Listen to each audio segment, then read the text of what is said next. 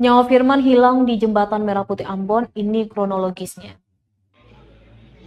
Kepolisian Resort Kota Polresta Pulau Ambon dan Pulau Lease akhirnya menangkap pelaku pembunuhan Firman alias Latole, warga desa Waiheru, Kota Ambon.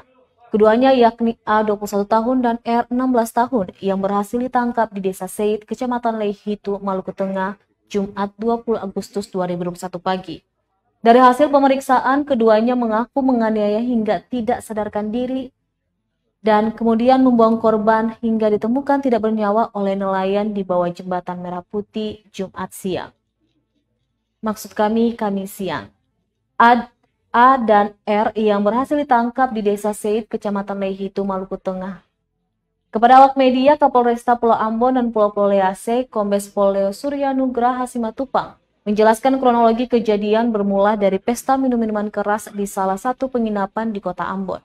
Perselisihan awal terjadi saat korban menolak permintaan kedua tersangka untuk ikut meneguk miras.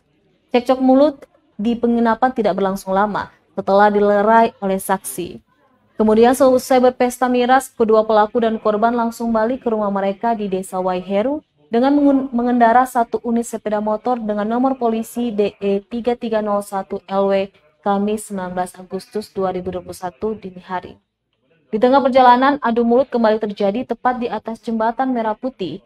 Kejadian itu terjadi Kamis 19 Agustus 2021 sekitar pukul 3 waktu Indonesia Timur. Kedua tersangka kemudian menganiaya korban hingga tidak sadarkan diri. Setelah dibuang, tersangka langsung kembali ke penginapan tempat mereka berpesta dengan maksud menceritakan kejadian itu kepada saksi. Barulah keduanya kabur ke Desa Seid dengan tujuan bersembunyi.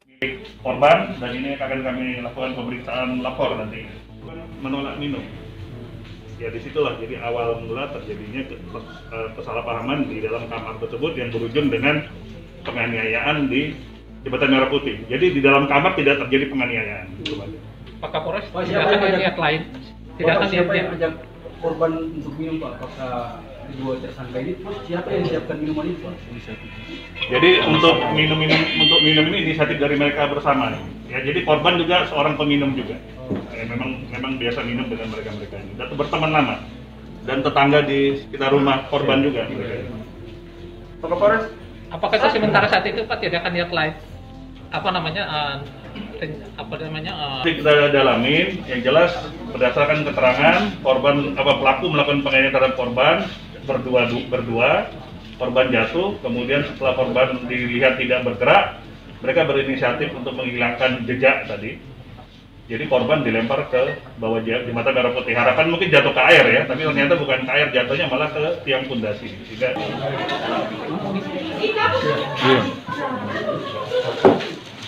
Jadi ini tambahan ini ya. Jadi ini ada kunci ini kenapa dijadikan alat bukti ini petunjuk. Tulis ini kedua pelaku.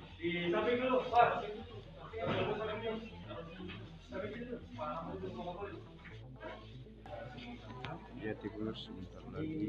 Terus akan memberikan rilis. Terima kasih sudah nonton. Jangan lupa like, subscribe, dan share ya.